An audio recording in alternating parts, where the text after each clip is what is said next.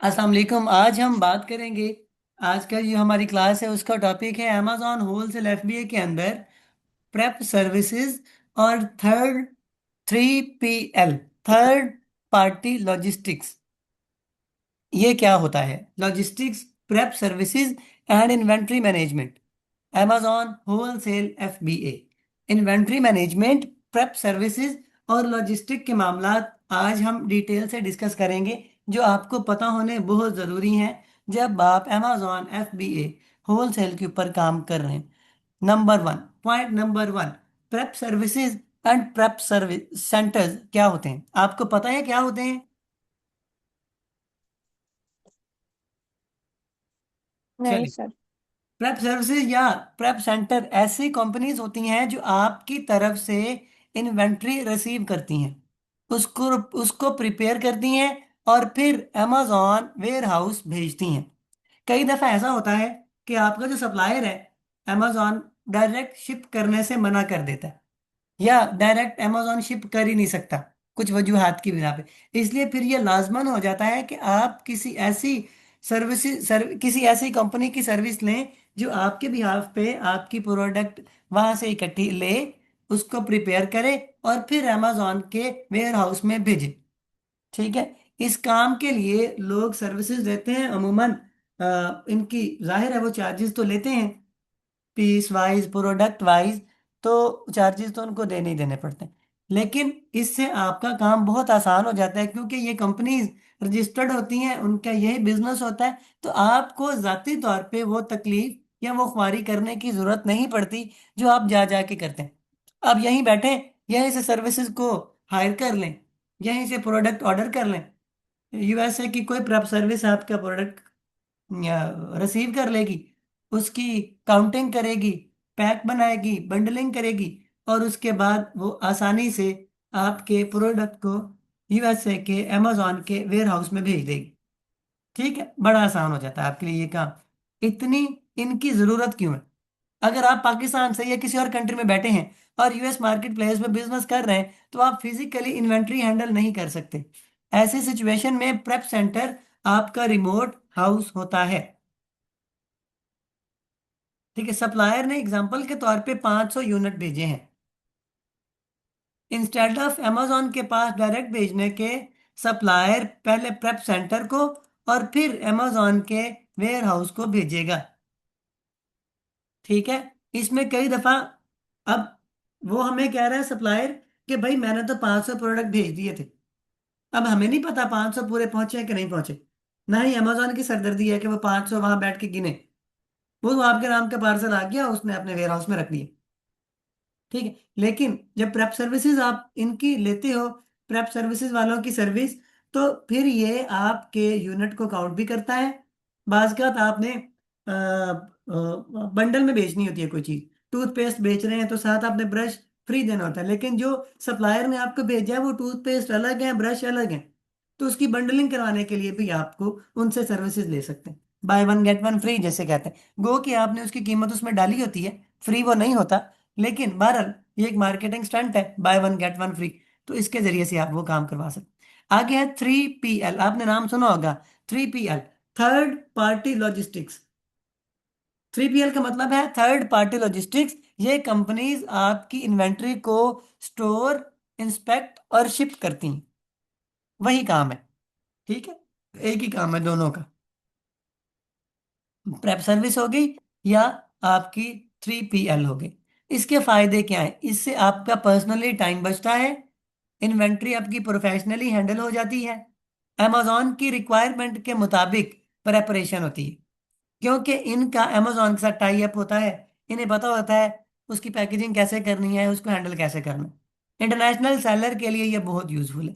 भाई आप हर महीने तो नहीं ना जा सकते वहाँ, 15 दिनों बाद आपका स्टॉक एक्सपायर हो रहा है, महीने बाद एक्सपायर हो रहा है, तो आप रोजाना रोजाना तो यूएस से नहीं जा सकते ना। तो इसके लिए आप इनसे सर्विसेज, जो आपने लाखों रुपए लगा के वहां जाना है, वही कुछ हजार इनको दे के अपना काम करवा लेते हैं। अच्छा जी, इनका काम क्या है? ये करते हैं जी मल्टी पैक्स एंड बंडल बनाना। अब मल्टी पैक्स क्या होता है? एक ही प्रोडक्ट के मल्टीपल यूनिट्स को कंबाइन करना, एक ही प्रोडक्ट के मल्टीपल यूनिट्स को कंबाइन करना। एग्जाम्पल के तौर पे टूथपेस्ट एक ठीक is equal to pack of bundle 3। तीन आपने टूथपेस्ट को एक बंडल में कंबाइन कर दिया तो वो एक बंडल बन गया। फायदा क्या है? Higher profit margin. जब आप बंडल में चीज बेचते हो तो प्रॉफिट मार्जिन बढ़ जाता है। इस बंडलिंग में कंपटीशन कम होता है और कस्टमर को ज्यादा वैल्यू भी मिल जाती है। आपका भी फायदा और कस्टमर का भी फायदा, दोनों का फायदा। रियल एग्जांपल एक नीचे मैंने लिखी है वो समझ लें। Toothpaste is plus free toothpaste, toothpaste और फ्री टूथब्रश। कस्टमर को लगता है कि उसको एक्स्ट्रा वैल्यू मिल रही है। रिजल्ट इसमें ये है कि आज ही पेस्ट लेना चाह रहे साथ ब्रश भी मिल रहा है। यार ब्रश भी तो लेना ही है, अगला खत्म हो गया, अगला पुराना हो गया, तो चल ये दोनों चीजें जरा सस्ती पड़ रही है तो दोनों ही इकट्ठी ले लेते। अमूमन हर बंदे की यही साइकी होती है। ठीक है जी। रिजल्ट्स क्या आएंगे इसके? कन्वर्जन रेट इंक्रीज हो जाएगा, लोग बाय करना शुरू कर देंगे, आपकी सेल्स इंक्रीज होंगी। ठीक है आगे जी। चौथे नंबर पे जो हमारा पॉइंट है वो है पॉली बैगिंग। जो ये प्रेप सेंटर वाले हैं या थर्ड पार्टी लॉजिस्टिक्स हैं, ये दूसरे नंबर पे जो और चौथा पॉइंट पे लिखा है, लेकिन ये इनकी तरफ से की जाने वाली सर्विस है। ये सर्विस भी ये देते हैं। पॉली बैगिंग, पॉली बैगिंग होता है क्या? प्रोडक्ट की ट्रांसपेरेंट प्लास्टिक बैग में पैक करना। ठीक है, पॉलीथीन के जो बैग हैं। अमेजोन की डिमांड क्यों है? अमेजोन की डिमांड करता क्या है? प्रोडक्ट की प्रोटेक्शन, सेफ्टी स्टैंडर्ड, डस्ट और डैमेज से बचाओ। टॉयज, कॉस्मेटिक्स, स्मॉल एसेसरीज को पॉली बैगिंग करने के बाद ही आप अमेजोन के वेयर हाउस में शिप कर सकते हैं। और ये काम प्रेप सेंटर या 3PL सेंटर करके हमें देते हैं। ठीक है, इन्हें अक्सर पॉली बैग की जरूरत होती है, तो ये अमेजोन डिमांड भी करता है इसलिए। अच्छा जी, लेबलिंग सर्विस। लेबलिंग सर्विस क्या होती है? ये भी ये सर्विसेज देते हैं। ठीक है, अमेजोन FBA में हर प्रोडक्ट पर FNSKU लेबल लगना होता है। FNSKU क्या होता है? अमेजोन का यूनिक बार कोड। इसके ऊपर हम बात कर चुके हैं। अमेजोन इसी बार कोड की मदद से प्रोडक्ट को आइडेंटिफाई करता है। अगर लेबलिंग गलत है, इन्वेंट्री रिसीव नहीं होगी, डिलेज आएंगे, इन्वेंट्री लॉस्ट भी हो सकती है।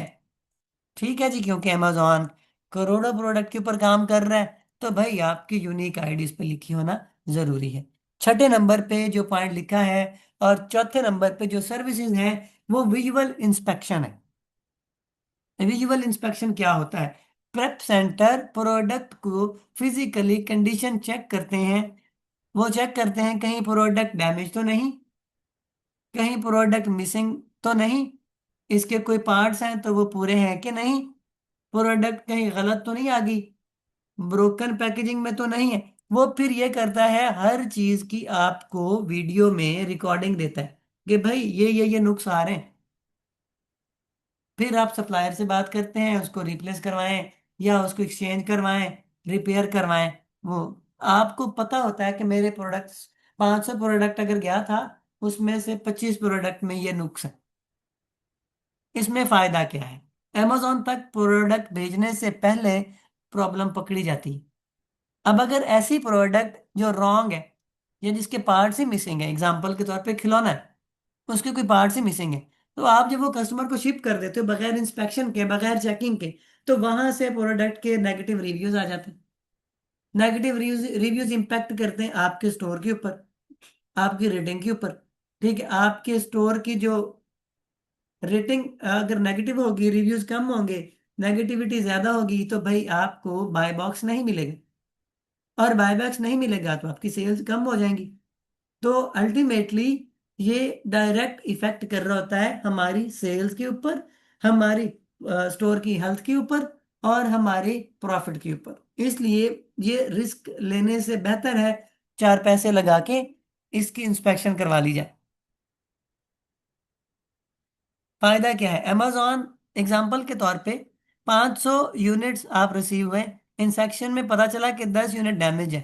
अब आप डैमेज यूनिट वाली जो प्रोडक्ट हैं उनको आप रिप्लेस करवा सकते हैं, सप्लायर को कह सकते हैं, उसका क्लेम कर सकते हैं। अच्छा जी आगे। Warehouse services. Prep centre सिर्फ प्रेप नहीं करता, ये इन्वेंट्री को रिसीव भी करते हैं, स्टोर भी करते हैं, प्रिपेयर भी करते हैं और अमेजोन को शिप भी करते हैं। सारी सर्विसेज आपको देते हैं। इन्वेंट्री मैनेजमेंट अगला हमारा टॉपिक है, इन्वेंट्री मैनेजमेंट का। इन्वेंट्री मैनेजमेंट होता क्या है? अपने स्टॉक को मॉनिटर और कंट्रोल करना। इंपॉर्टेंस क्या है? अगर स्टॉक खत्म हो गया है, लिस्टिंग रैंक गिर जाएगी, सेल्स रुक जाएगी, प्रॉफिट लॉस हो जाएगा। और जब आपकी इन्वेंट्री की जो बार है, जो कीपा में मैंने आपको दिखाई थी, बताई थी, वो बार अगर आपकी नीचे आ जाती है और किसी और सेलर की बार ऊपर है, तो बाय बॉक्स उसको मिल सकता है, सेल्स उसको चली जाएंगी। इसलिए इन्वेंट्री मैनेजमेंट बहुत जरूरी है। आपकी स्टॉक गिरनी नहीं चाहिए जब वो सेल हो रही होती। बेस्ट प्रैक्टिस क्या है? हमेशा स्टॉक लेवल मॉनिटर करते रहें। अच्छा जी, amazon और थर्ड पार्टी सॉफ्टवेयर की मदद से amazon के ऊपर एक स्पेसिफिक नंबर ऑफ यूनिट के बाद, ठीक है, अलर्ट लग जाते हैं। आप ये डिसाइड कर सकते हैं कि 100 यूनिट से कम स्टॉक के ऊपर ईमेल आपको आ जाए, अलर्ट आपको आ जाए। ठीक है, जैसे ही 100 यूनिट से कम हो, आपको आपके ईमेल के ऊपर एक अलर्ट ईमेल आ जाए कि भाई अपना ऑर्डर पूरा करें, अपना स्टॉक पूरा करें।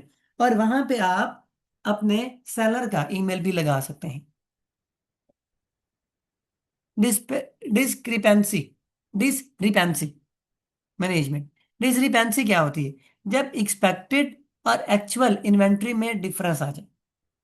ये बड़ी समझने वाली बात है, बड़ा अहम पॉइंट है। सप्लायर ने एग्जांपल के तौर पे 500 यूनिट भेजे, प्रेप सेंटर ने रिसीव किए, उसने भी आपको रिपोर्ट दे दी कि जी 500 यूनिट पूरे हैं। लेकिन जब अमेजोन ने रिसीव किया, वहां पता चला कि जी आपके यूनिट कम है, ये तो 490 यूनिट है, 10 यूनिट मिसिंग है। अब प्रेप सेंटर वाले भी कोई ऐसे दूध के धुले नहीं होते, मुमकिन है वो दो नंबरी कर गया, मुमकिन है सप्लायर ने ही ना भेजी हो, मुमकिन है प्रेप सेंटर वालों की और सप्लायर की आपस में गठजोड़ हुआ हो, स्टॉक पूरा नहीं भेजें, पैसे पूरे ले लें। बहुत सारी चीजें, लोकल लोग होते हैं वहां के, कर जाते हैं, दो नंबरी हर जगह पे होती है, कर जाते हैं। वेट वेरिफिकेशन, अब इसका हल क्या है? अब 10 यूनिट कम हो गया, डिस्क्रिपेंसी आ गई, एक फर्क आ गया। अब आप इसको सॉल्व कैसे करेंगे? इन्वेंट्री ट्रैकिंग में वेट बहुत अहम रोल प्ले करता है। जब प्रेप सेंटर तक आपकी इन्वेंट्री पहुंचे सप्लायर से, तो आप उसका वेट जरूर करवाएं और उस वेट को अपने पास महफूज करें। जब प्रेप सेंटर से आगे इन्वेंट्री जाए amazon में, तो वहां पे भी अपने वेट को चेक करें। डेफिनेटली अगर 10 पीस मिसिंग है, तो जो वेट है उसमें फर्क आ जाएगा। ठीक है, 50 किलो आपने भेजा था, वहां जाके अमेजोन पे पता चला कि 45 किलो वेट रह गया है। तो अब अगर इतना डिफरेंस आ गया है, तो अब जरूरत है यहाँ इन्वेस्टिगेशन की। काउंटिंग का इश्यू हो सकता है, पैकिंग एरर हो सकता है, यूनिट मिसिंग हो सकते हैं। यह भी मुमकिन है कि उसने एक पैक में ज्यादा डाल दिए हों, ठीक है, तब भी हो सकता है। लेकिन यहाँ इन्वेस्टिगेशन की फिर आपको सख्त जरूरत पड़ेगी। आपका फर्ज है फिर आप इसको, अपने प्रोडक्ट को मुकम्मल करवाएं।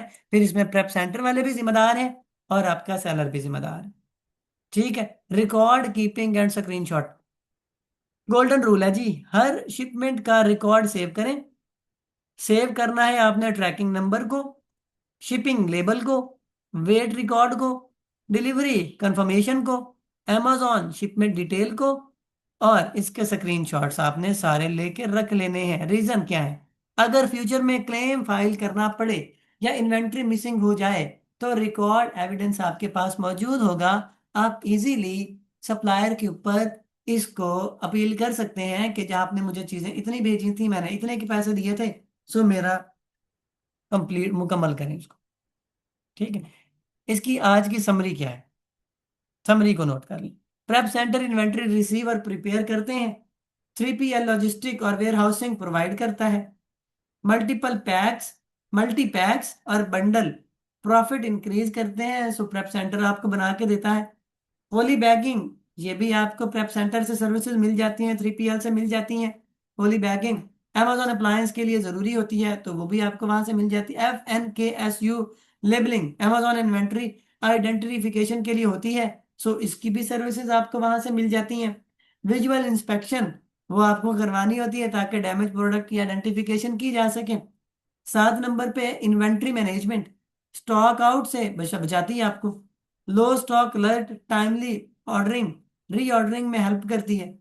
डिसपेंसी, discrepancy, management inventory losses detect करती है। शिपमेंट रिकॉर्ड और स्क्रीनशॉट हमेशा सेव रखने चाहिए ताकि फ्यूचर में आप अपने पैसे के लॉस से बच सकें। ठीक है जी।